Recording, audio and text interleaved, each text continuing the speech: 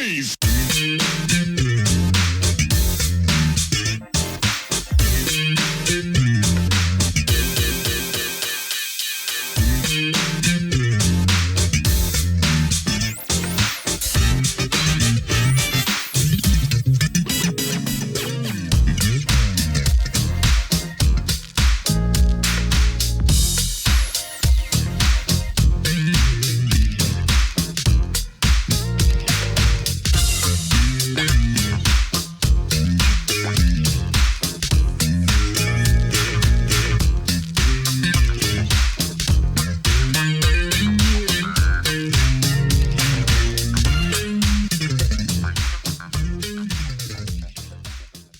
There's much more to this great Truth and Rhythm interview. Just continue on to the next part of the episode. Also be sure to subscribe to this channel. If you've already done so, please share it with friends. And become a member by joining Truth and Rhythm on Patreon or consider donating at funkinstuff.net. Thank you very much. When you were hanging around the studios back then during the Solar Records era, did you ever hang out for someone else's session that turned out to be a big record? Oh yeah. Second time around, I remember I was working on From 9 Until. Leon had this apartment out in Inglewood, and we would go out there because he had this little 8-track, and that's where we were putting together a lot of stuff back in the days when he was working with us on the first 2 albums. And so I was working on 9 Until, and him and Will Shelby were working on Second Time Around. And I'm like, wow, that's bad, So you could hear hits in the making. And that happened a couple of times, with Leon working on different things, because I was in the studio, and it's like, wow, that's a hit. And sure enough, it was a hit. I mean, like I said, I was in the studio all the time. I lived there because Leon worked all the time.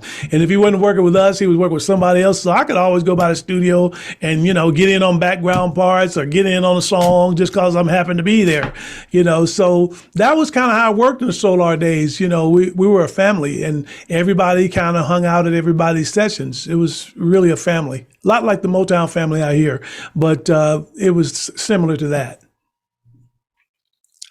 What do you think it was about Leon's approach that was so special that he was able to churn out so many hits and get it to click like it did? Leon was a workaholic. He was always, we used to call them lick savers, and it was these miniature tape recorders, so everybody had them back in that day. After Leon, he was first one I saw with a lick saver, and it was just a little minor, a mini tape recorder, and so it was kept around all the time for when you had melodies or something in your mind. You take out your little lick saver and you put it on there so you don't forget it, because you will forget it. I don't care how much you try to remember it, it will go away if you do not put it on some kind of form of media so that you can capture it. So we did that a lot, and so that's how that all stuff happened. You just had a lick saver with you all the time. And Leon, being the guy he was, he was very, very creative. He had great ideas. He knew exactly what he wanted at all times, and he was one of those guys that it's got to be right. You could sing it. You thought perfectly, but like, yeah, that was great, man. But let me get one more. It's like, Leon, I thought that was pretty good, man. Just give me one more. He wasn't hearing something, and so he would get it till he heard what he needed to hear. And so those some of the things I picked up from Leon. He was really good at that. And like I said, Leon and I were very, very good friends. And a lot of people don't know this, but back in the day, he had tickets, season tickets to the Lakers games. So he would he pulled me outside. You want to go to the Laker game? So we would leave about 6 o'clock. Going to the Laker games. Everybody, whoever he's working with, was still in the studio. We would disappear for about 3 hours and come back and take up where we left. They would never know where we went. But I don't know if they figured it out, but we would always be going about 3 hours. We'd come back about 10:30, and he'd take up where he left off. But he was a basketball fan, too, and he knew I was. So, and of course, I'm going to go because he's in charge. So it's his studio. He can do what he wants. But we come back, and we worked to 3, 4 o'clock in the morning. That was just who he was. He was constantly working, and he still is. I mean, Leon, if you see him today, he still got tracks, he still got ideas, he's still somewhere cutting something for somebody. So that's who he is, and that's the only guy I've ever known him to be. He's a great producer and a great creative person, and in my opinion, he was single-handedly responsible for the success of Solar Records from beginning to pretty much when it ended, because he was responsible for hits for everybody. Lakeside, Whispers, Shalimar, Dynasty. Only person he didn't get a hit on, he worked with Midnight Star a little bit on their first album, but pretty much everybody else over there in the early parts of the Solar days, he was responsible for it. So he set the tone. Maybe a bit underrated too as a bass player. Oh yeah, I mean, Leon was really a good bass player. I didn't know that about him, even though he played some with the Sylvers. But I watched him play, and he was really a great bass player. Played very well and had creative ideas. You know, I mean, that bass line on "And the Beat Goes On" is really good. But that's Leon. He played bass on that. He played bass on most of the Shalimar stuff. That's Leon playing bass, and the Whisper stuff. Beat Goes On, all that stuff. That's Leon. I'm not sure. He might even be playing on like some of the Evelyn King stuff that he produced too, right? Yeah, he played on that.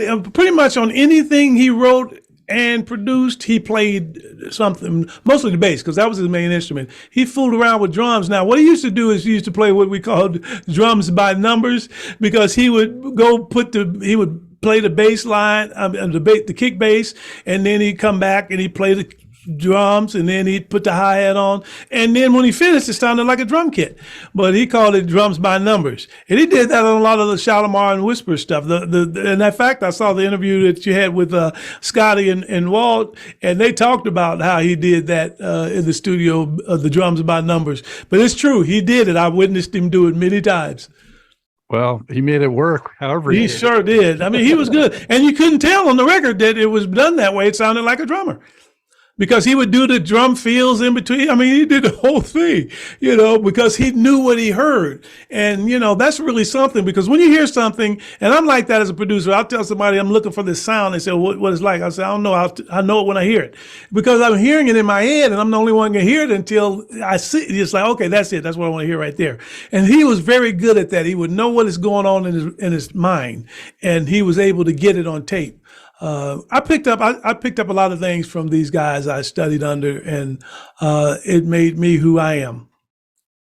Bit of a sponge, right? Just absorb. Oh, no doubt. Yeah, like I said, I was around even with Frank Wilson. I mean, he actually blessed Timar and I because we were young Christians at the time, and Frank was really a strong Christian person, and he kind of befriended us, and he started hiring us to do a lot of his background stuff over there when he was working on things at Crystal Sound. That's where he was recording, and we worked with Marilyn McCoo and Billy Davis's album. We worked on New Birth's album with him that he was producing. We worked on Renee Geyer. She was an Australian a woman, and she was really had a soulful voice. He did an album on her. We did those. And the biggest thing we did there was with Lenny Williams. He and I did the backgrounds on his biggest iconic record, Because I Love You. So that's Timar and I on the backgrounds on that particular record with a guy named John Fox. He was one of Frank's staff writers, because he wrote "Skipping Work" for Eddie Kendricks, and he wrote a song for us on our album called "Miss Look But Don't Touch." So he was a strong songwriter for Frank, but he used us three on the backgrounds for Lenny Williams' "Because I Love You," and I'm really proud of that, because that everybody knows that record. Yeah, it should be. Everybody. And we actually got our little part on there, me and Timar. We made up that little shoo-ba-doo-ba-doo part at the end in the breakdown. And this is another thing I liked about Frank. He would be in the studio and he'd be grooving, and his eyes would be closed. And you would be doing things behind him and singing stuff, and he'd never pay attention. But if you said or sang something, he said, "What'd you say? Do that again." So he was always listening. He just wasn't paying attention unless it was something that caught his ear. And so we were singing that that part. And he said, do that again. And so that made it to the record. So we're really proud that we actually had a part on the backgrounds on Lenny Williams' record. Wow. Just always dialed in somehow. Yeah. And that's what it taught me. He's always listening. He's just not hearing anything that catches his attention. Because we be doing stuff all the time and he wouldn't pay us any mind. But you say something, like, what was that? Do that again. I said, okay, he's listening all the time. That let me know he's listening. He's just focused on what it is he's doing, but I still hear what's going on around me. That's what I mean. We talk about producers like, Quincy Jones, a lot of the other guys. One of their great talents is being able to just hear almost anything that's in the mix, you know? Yep. That is amazing. Quincy is one of the best at that. If you listen to that stuff that he did on Michael, it's just brilliant. From top to bottom.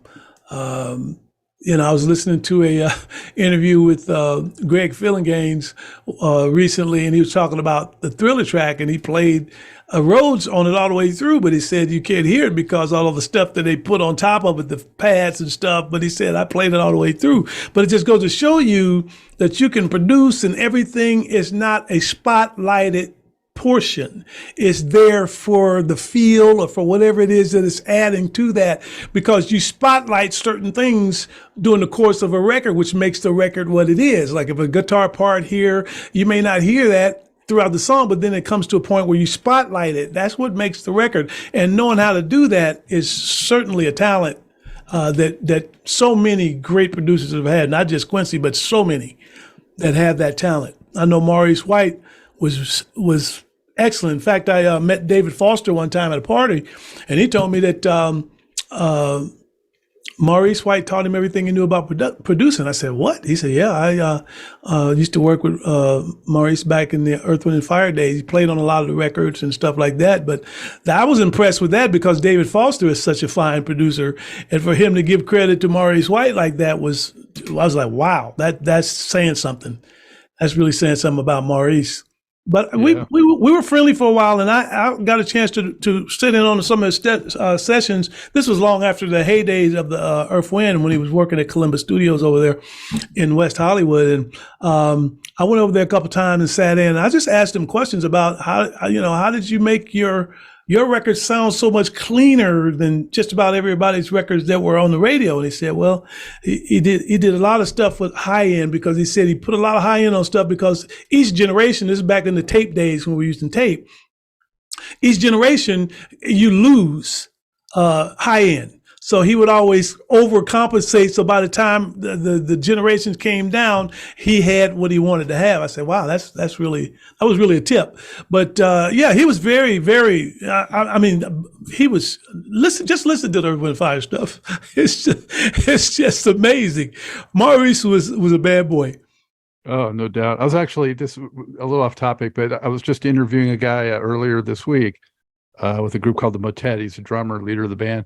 And they've done a lot of sets where they'll do an entire set of, Parliament Funkadelic, Tower of Power, Michael Jackson, Prince, Earth, Wind and Fire. And they've done like a dozen of these, and they go deep into the catalogs.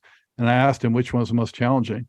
And he said, definitely Earth, Wind and Fire, because it was just so precise. Yeah. So, ooh. Yeah. Oh, yeah. Yeah. And, we miss him because of the talent that he was. But at the time that I was kind of hanging out with him, he was dealing with that, what do you call it? Parkinson's? Yeah, he was dealing with that. And that's why he wasn't touring with the band, he told me, because he didn't like being in public like that. Because, he was shaking. He wasn't doing that badly when I was around him, but you could see that he had that shake thing going. And he just said, I'm through with the live stage. And then when he kind of got it under control, however he did go back and start doing some tours with them for a little while there before he stopped again. But that was the main reason he had stopped, because he was dealing with that. Yeah. We've talked about it quite a bit and danced around it, Otis, but, if somebody asked you, and I am asking you now, how would you describe the Lakeside sound? What was the identifiable elements of it that made it distinctive and unique? Well, we were a funk band, and there's no doubt about that. That was our mainstay, and that was our bread and butter. But our sound was based on we started using the electric bass and the synth bass on All the Way Live, and that kind of became our signature. If you notice on all of our funk records, there's a synth bass and a electric bass playing along with it, doing pops and different other things to solidify that foundation of the bass. And that has become like our style through the years. And we were, because our vocals and things are so good, it's because we were a singing group. The four singers were singers. That was our main job in the studio. It was T-Mar, Tommy, Mark, and myself. We did all the vocals. And so our vocals were better than most bands because we were singers. We were singers first. And so what we did live also was because we were a singing group that kind of morphed into a self-contained band.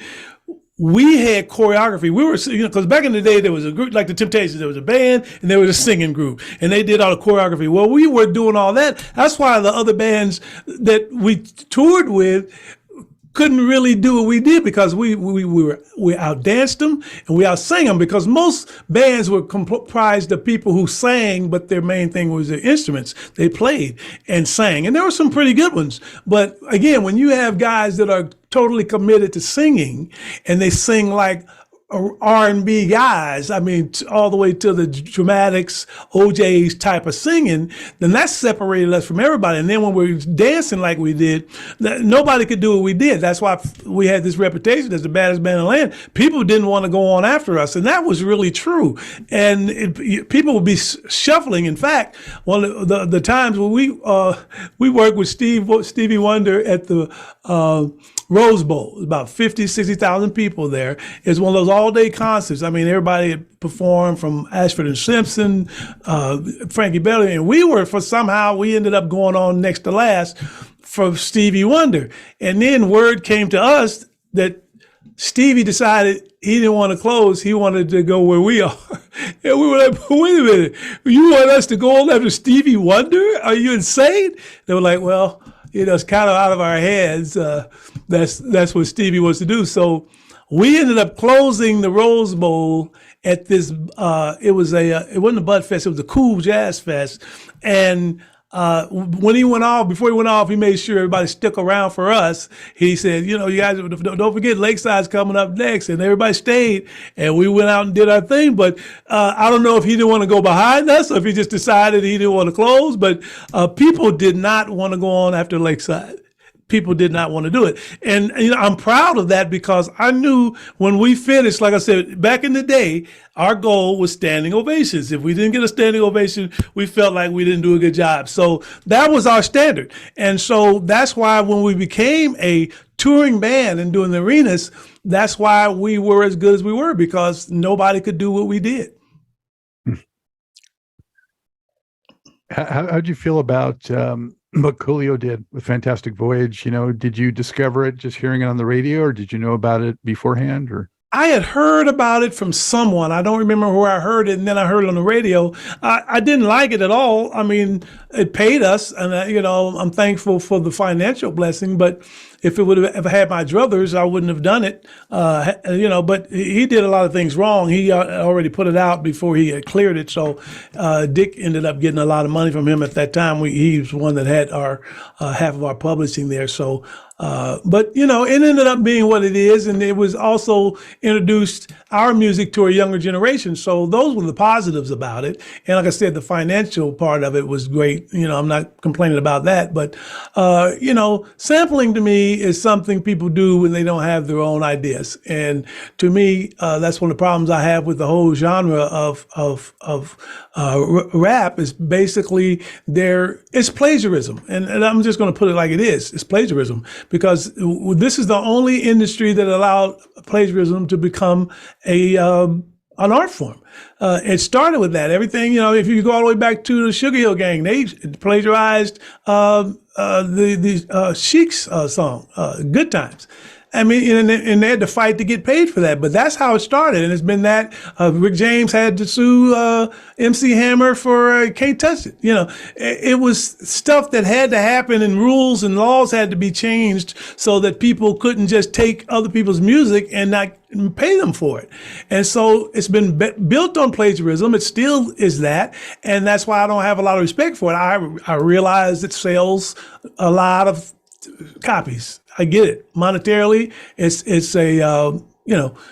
big, but artistically, I have very little respect for it. Probably nobody's going to like me saying that, but I'm just telling you from a musician standpoint that plagiarism to me shouldn't be allowed, but it is. So it is what it is, and it's become what it's become, and there's nothing that can be done about it.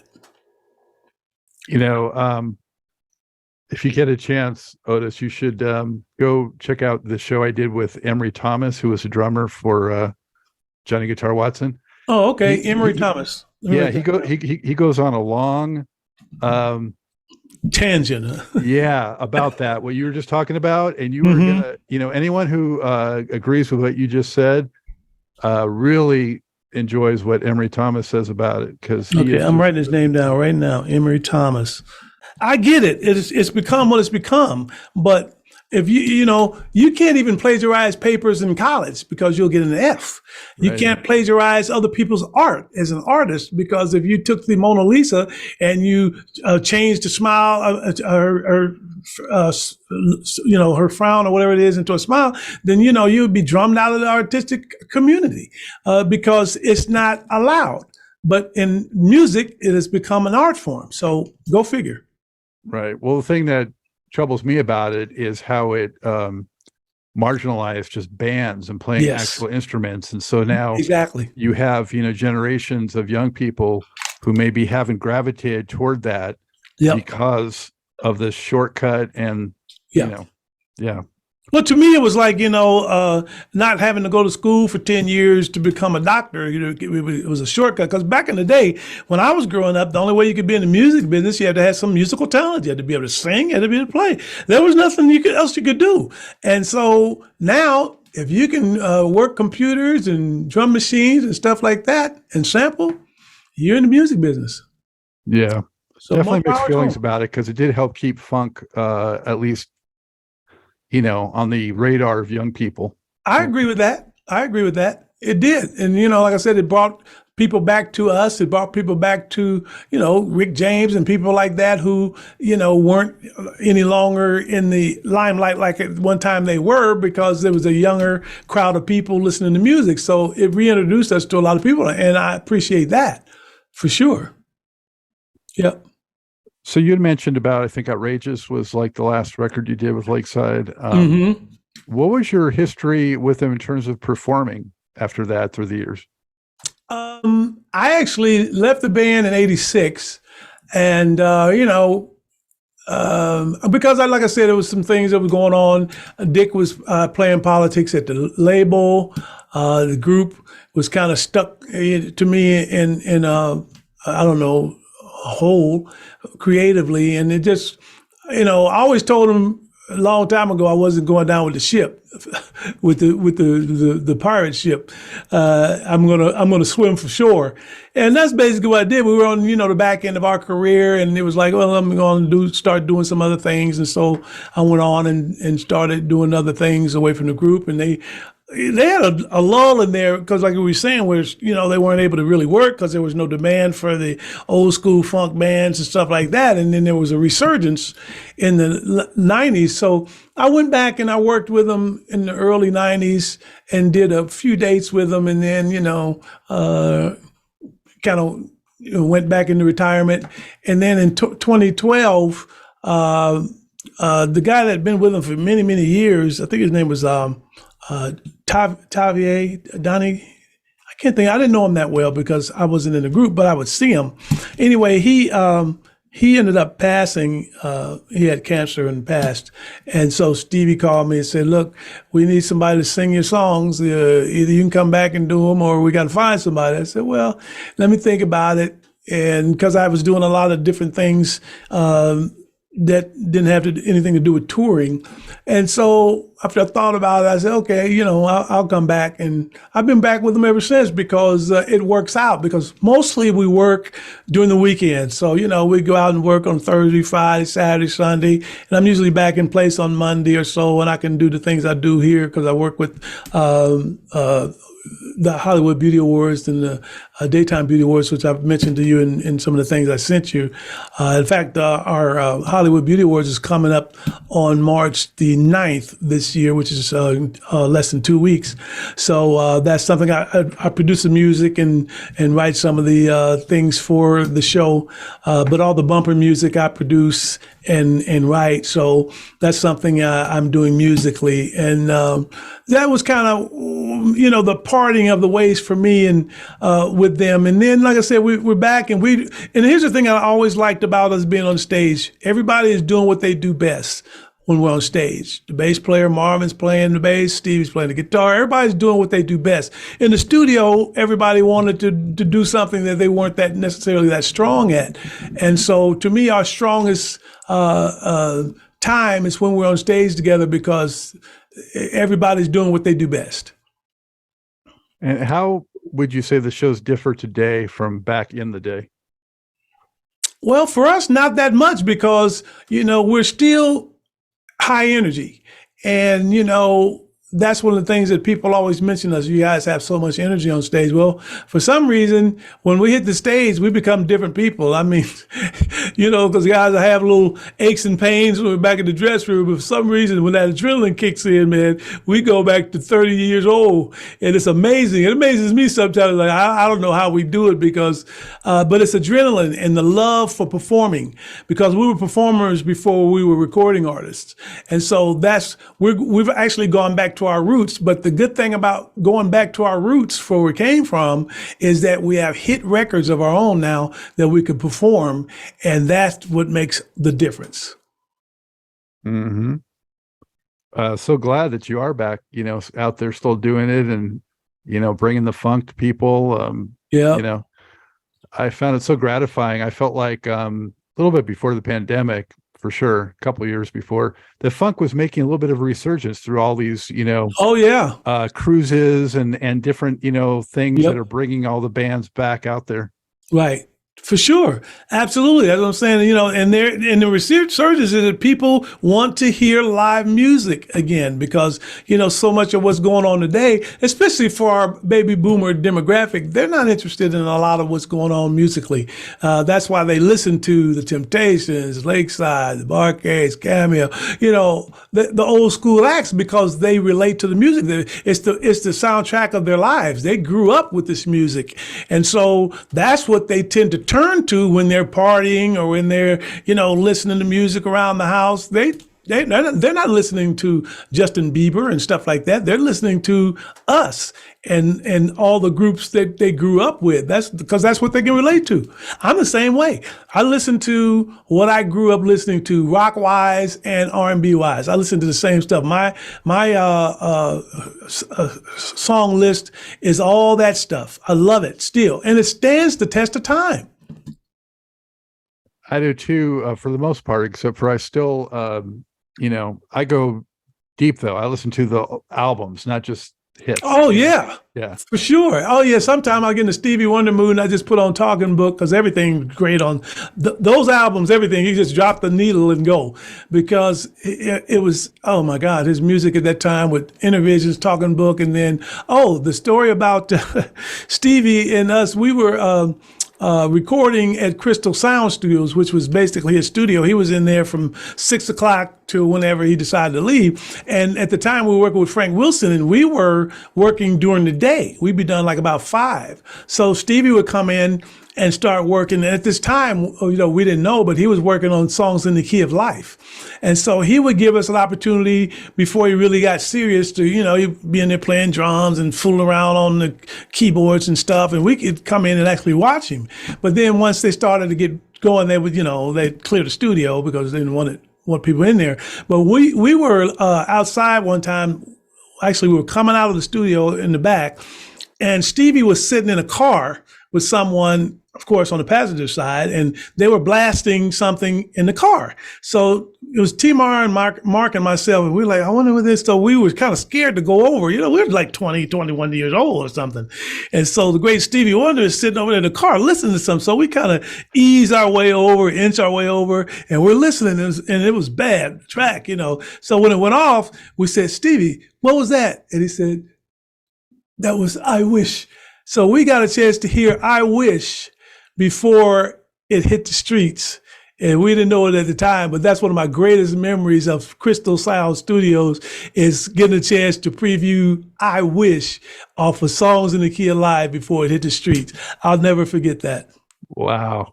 I'll never forget that. I will never forget that. Oh, man. Yeah. Well, I mentioned earlier that like Ohio Players were my favorite first band, but Stevie Wonder also definitely. Yeah. He's the Genius. one. He's Genius. the one. Yeah. Oh, God. Everybody to me is behind Steve. he's the gold standard for just about everything. His vocals, man, outstanding. Everything about him, outstanding. Yeah. That's a cool story. So, when you look back over the Lakeside catalog, Otis, what would you say is your personal favorite project out of the whole thing?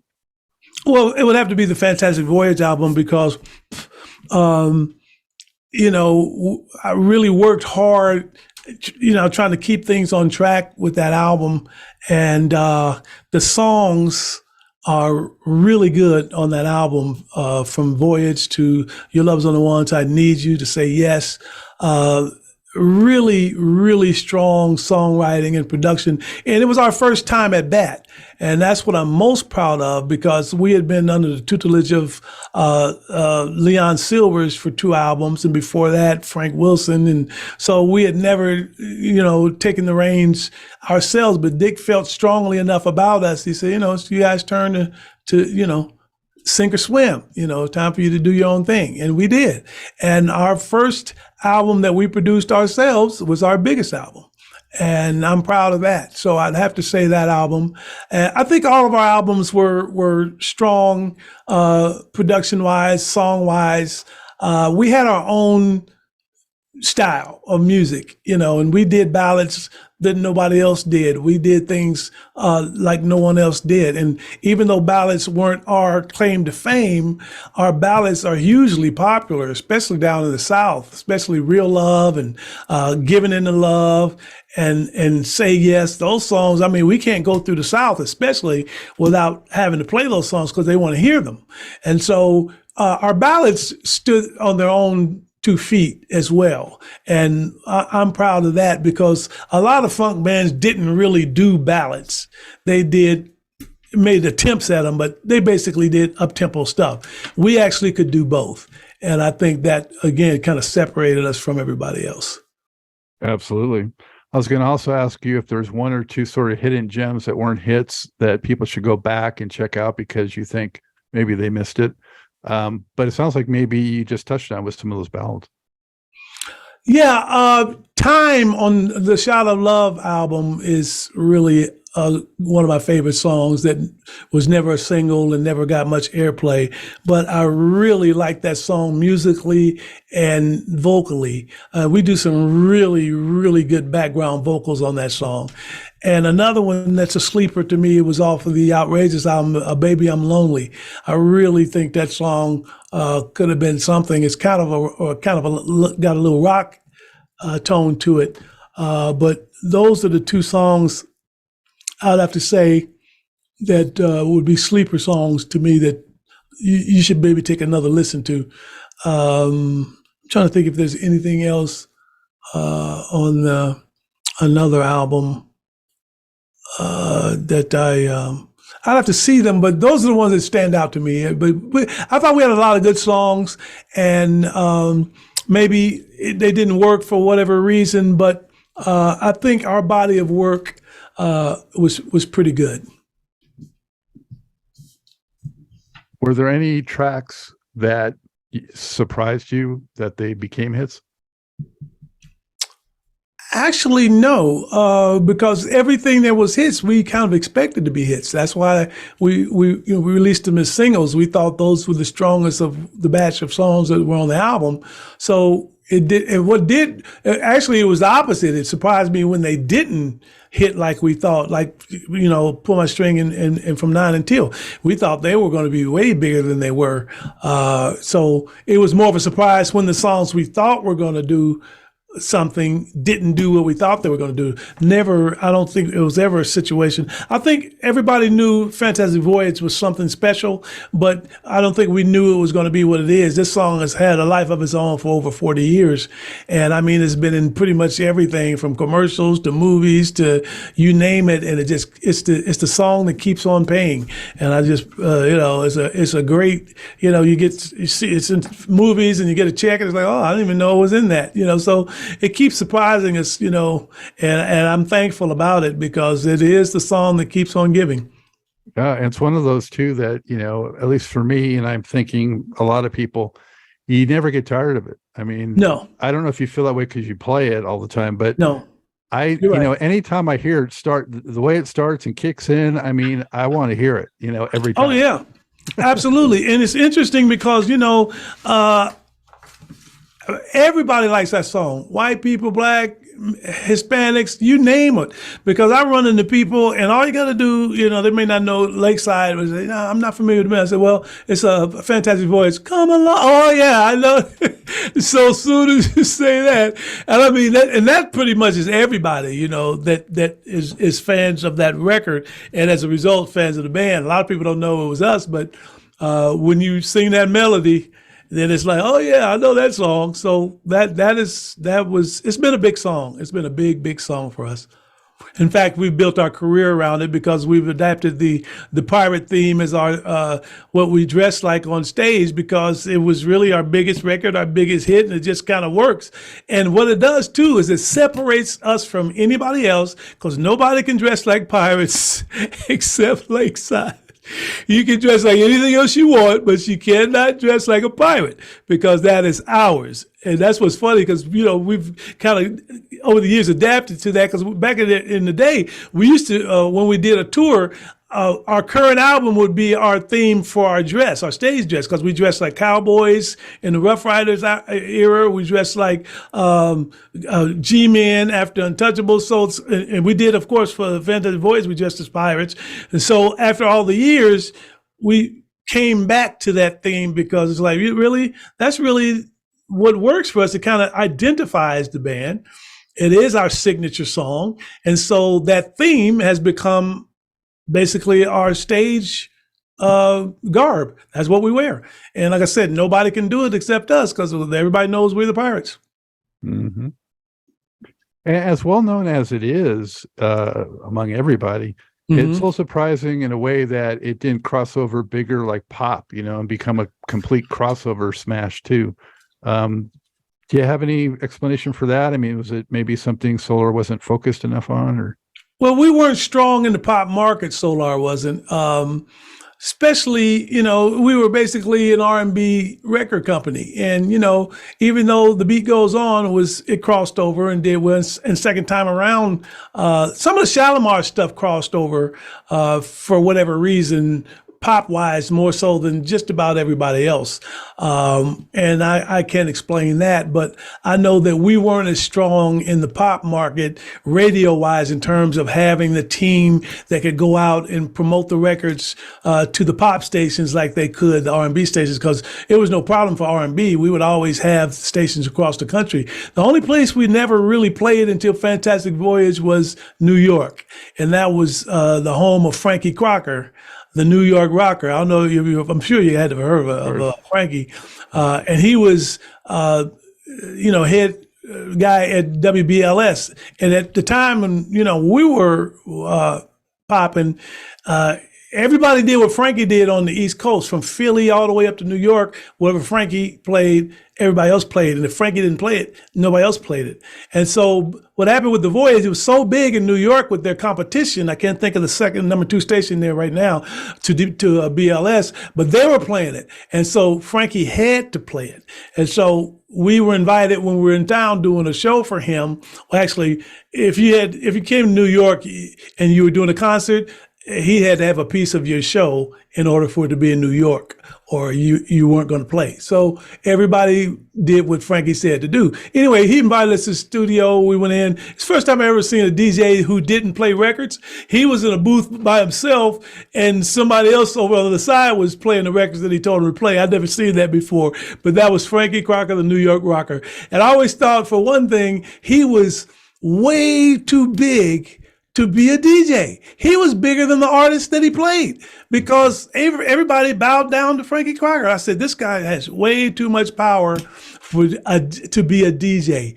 But he was the man. In that time, for about 15 years, Frankie Crocker ran New York and radio on the East Coast. And he played Shalimar because that was kind of fit into what his format was. Whispers got fit into what his format was. He didn't play any funk.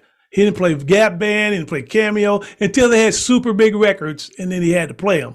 But if it was left up to him, he didn't play funk. He didn't like funk. No, he didn't like funk at all. Wow. Yep. Yeah, and he didn't have to play anybody because people were paying him. In fact, I'll share a secret. Dick Griffey was trying to pay him to play Lakeside, and he didn't want the money. He said, I don't play funk. I don't care how much money you offer me. I don't play funk. And so that's why we never got on until Fantastic Voyage. He wouldn't play funk. Wouldn't take the money. Wow. That is really, you're right. That does sound too big. Yeah, that's how big he was. No, he didn't want the money. I don't play funk. So you keep your money. So I was like, wow. Yeah, this guy's too big. He's too big for his britches. Wow. Well, speaking of funk, Otis, what to you makes funk so special? It's something lively about funk. It's something, it has life. If you listen to some of the stuff, like the Gap Band and George Clinton, and even us, it has life. You cannot sit down when certain songs come on, whether you want to or not. You have to move, you gotta dance, you gotta do something. So that's life. There's music, there's life in that music.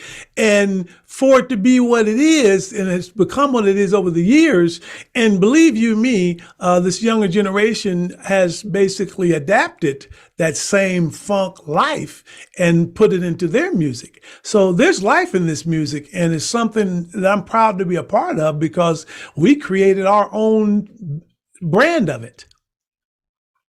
Absolutely. And I think it still flies under the radar a little bit, though, in terms of not getting equal status to soul and rock and all that. I'm not sure why that is, but, I try to have a say in it and help keep it in the forefront, as being as lofty as it deserves. I appreciate that. And you're doing a great job because you're keeping it on the air. You keep it in people's ears and eyes. And I think that's important because, we who grew up with this music and who have been part of producing and creating it, it keeps us alive. And that's very, very important, to have this legacy that we created to live on and on and on and on. And that's the one thing I'm proud of, being a part of Lakeside and our music that we gave to the public. This music will go on long after everybody else is gone. And that is a legacy that I'm proud of. Your music will never die. Yeah. And that funk, that helps you feel like a 25-year-old when you're on stage still, right? I'm telling you, dude, I can't tell you how the adrenaline kicks in. And it's like all the aches and pains are gone for about 60 minutes. And then we go back to the dressing room, it's like, oh my goodness, my back hurts, oh my leg, and it's just, we go back to human beings again. But it's something about hitting that stage that gives us such adrenaline and energy that it transfers to the audience. That's why they're so hyped, because they see this energy coming from us and they cannot sit down. Yeah. I mean, talk about a fantastic voyage. You've been living Yes, it, sir. right? That's right. No, it's been a wonderful trip. I'm still glad to be a part of it because, like I said, I enjoy going out and performing for the people because they come out to see you who they grew up with your music. They got your albums and CDs at the house, and they come out to hear you perform the songs that are the song track of their lives. And that is very, very important and such a blessing to all of us as we're still able to do that, at our ages. We're not young people anymore, but we still can go out and perform and we still enjoy being in front of the people. Absolutely. And we're so grateful for it, Thank you. Yeah. Is there anything, Otis, that maybe you're doing that you wanted to highlight that we didn't touch on, or? Yeah, well, like I said, I'm involved with the Hollywood Beauty Awards, which was my partner's brainchild. It is actually an industry award show, but it honors the people behind the scenes, the artists, the makeup artists, the photographers, and those people who make all the stars and the celebrities and the actors look good on camera. And so it's become the Oscars of the industry because everybody comes. This is amazing almost now who hasn't been there because they support their people. Denzel Washington came the year that his barber won the award, and he presented him the award. And so they come out in support of those people who've been with them for years, doing these things for them over these years, hair, makeup, and all that stuff. And they come out in support of these people. So it has become quite an event. And like I said, ours this year is going to be March 9th, which is in a couple of weeks, so Thursday night. And we have quite a lineup again going to be there. And then we do the Daytime Beauty Awards, which is done in the fall. And that's the show honors the science behind beauty, which is those people who created the products and things like that. And it's really amazing what you learn when you get involved in different things. So again, my job is to create the music for these things, and I do some of the writing for the presentations and stuff like that. But it keeps me creatively involved musically because it's another outlet for me to create music. So I'm really happy and proud to be a part of that. And like I said, that's something we're going into our 9th year with the Hollywood Beauty Awards, and we missed a year during the pandemic. No, I take that back. We didn't do the year after because people were still not coming out in March 2021, so we didn't do it that year. So, but we're back in business, and the show is doing well, and we're streaming it, so it's places that you can find it in streaming. Very good. And is there a website or anything like that you want to share? Well, it's HollywoodBeautyAwards.com, and that's where you can see what we do and everything like that. And I can be reached on Instagram at Otis Stokes on Instagram, and I keep up with things that I'm doing not only with the show but with Lakeside on the Instagram. So I'm just trying to stay busy, and when I'm not being a pirate, I'm doing other things. So I have a busy life. What is the situation with like Mark and doing a different Lakeside and that whole thing? When Mark started, I don't know, he got the David Ruffin syndrome, and he thought he was Lakeside, and so he started doing things. He would book gigs for himself, and opposite what Lakeside was doing, it was conflicting there, and because they wanted to keep the band together, they kind of put up with it. Because I know I used to be in touch with these guys even when I wasn't working with them. I talked to Steve and I said, "Man, why y'all put up with this?" He said, "Well, man, we're just trying to keep the band together and stuff like that." So what ended up happening? Mark actually wrote the name Lakeside, and we never knew that it wasn't copywritten because we had done I don't know how many albums under the name Lakeside, and we didn't realize that it wasn't copywritten. And so he went and wrote the name Lakeside and took it for himself and started doing Lakeside gigs. And so when we found they found Eddie Guyton, who's the lead singer now that basically takes Mark's spot. when they found him, he does a fine job. And so they knew that they could go on. So they were working on the name Lakeside for a while. And then Mark started threatening promoters to sue him because he owned the name. There's now just a bunch of nonsense and terrible behavior. So the group copywrote the name Original Lakeside. And so we go under the name Original Lakeside, so there's no conflict. And when you get the Original Lakeside, you're getting 6 of the guys who sang and played on all the records that you hear. Mark has his band, and it's just him and whoever he puts together to be the band. But we are indeed the Original Lakeside. And so when you're looking for the billings on shows, if it doesn't say the Original Lakeside, it's probably Fake Side. And that's what we call it because it's really not us. So if you want the real deal, you have to find the Original Lakeside, and you'll be getting the real thing. That's, and that's all I want to say about it. It is what it is now, but we're both going on doing our thing. And people know the difference when they come see the shows. They know who the original group is. It's no doubt about it. None. Except no substitutes. No substitutions. I'm telling you. Go see one and go see the other, and you'll know which one is which. I promise you.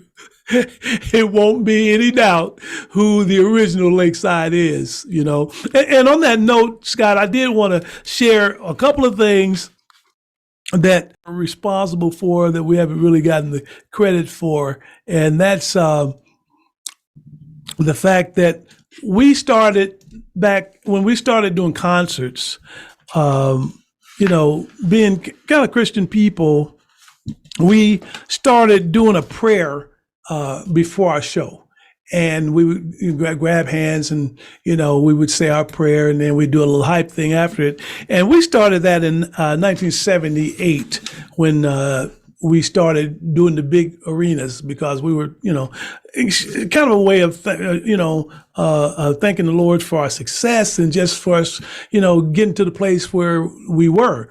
And over the years, I've seen that when I watch videos of people doing shows, everybody does that now. And I'm sure, because nobody was doing it back in the day, because there weren't a lot of professing Christians at that time, because it was all sex, drugs, and rock and roll and all that goes with that. So a lot of people weren't professing the Lord at that time because they were too busy partying. So we knew, because we worked with a lot of folks, okay? We worked with everybody, and everybody saw everybody's habits, and nobody was doing that. But now I see it as industry standard. I've seen everybody pretty much that tours now that have that kind of a ritual before they go on stage. And I'm giving the credit to Lakeside, because I know that we were first bands that I knew was doing it, and we still do it today. It's just kind of the thing that we do before the show. We say our prayer, and we do our little hype thing, and then we go to work. And so that I want to take the credit for that, because I see that now as industry standard, and we started that back in 1978. So that and the Littles are two of the things that come from Lakeside that we don't get credit for, but I know where it started, and it's time that everybody else knew. And since we're talking and telling stories, I'm going to tell all the stories. I appreciate that, and also dropping the mic. Don't forget that one either. Oh yeah, that was the first one, man. When I started seeing people do it, I was like, man, we were doing that back in '75. We were dropping the mic for 45 years. Are you kidding me? So, but that's what we did, because, like I said, our standard was standing ovations. Nothing less. If we didn't get a standing, and we might have got a round, a huge applause and everything, but if they didn't stand up, we said, man, we didn't get them tonight. So that was our standard. They must stand when we leave the stage. And 9 times out of 10, they did. And so that was our standard. So that, dropping the mic was part of whatever it took to get you that standing ovation. We fell out on the floor, whatever it took for us to get that crowd to, during our performance, that's what we did. And dropping the mic was part of it. And so everybody dropped the mic now, that's the end of it. Yeah, we ended it in 75 in the club. We dropped the mic, that's it, we're gone. So I'm proud to say some of the things that Lakeside is responsible for that we never got credit for, but sooner or later, you got to get your credit, right? Yeah, well, you're going to get it now for sure through Truth and Rhythm. Because now we got the real deal, you know. Oh, and, yeah. So glad that you could share it with us, and I'm hoping you're not going to drop the mic because it'll be hard on my ears. But you should, because you laid But it my out mic there. is on the stand. See, so so if I drop this, I'm gonna break my glass table and everything. So I think I'll hold off on dropping the mic today, and we'll All do it right. symbolically. Yeah, there you go. There you go. Man, fantastic, Otis. It's been so much fun talking to you, and so much appreciate Likewise. the stories. And thank you so much for all the music and for sharing it. Man, it has been my pleasure. You're a great guy, Scott. I like what you do, and really thank you for what you're doing for not only me in Lakeside, but for all of us who you go out of your way to talk to and share the stories of. And to me, it's priceless what you do, and I appreciate it. I hope you enjoyed this episode of Truth in Rhythm. A big thank you goes out to our guest as well as to you, the viewer and listener. Also, much gratitude to Pleasure for supplying the show's funky opening and closing music. As a reminder, you can always access the complete list of linked shows by episode at funkandstuff.net. I urge you to support this program and receive the extra benefits along with that by subscribing to the Funk and Stuff channel on YouTube and sharing it with funk, R&B, and jazz lovers, joining Truth and Rhythm's membership program at Patreon, submitting a donation at funkandstuff.net, buying Everything is on the One, the First Guide to Funk book at Amazon, shopping at the Funky Things store for cool merchandise at funkandstuff.net, and linking through funkandstuff.net for all of your Amazon purchases. In addition, if you're an artist or anyone seeking proven, results-oriented professional marketing, PR, writing, or editing consultation or production, check out the media services section at funkandstuff.net. Also, I encourage you to drop me a line at scottg@funkandstuff.net. I love the feedback, suggestions, guest requests, appearance and sponsorship inquiries, and just talking about my favorite subject, groove-based music. For now, and as always, this is Scott Dr. GX Goldfine saying, keep on vibing to the rhythm of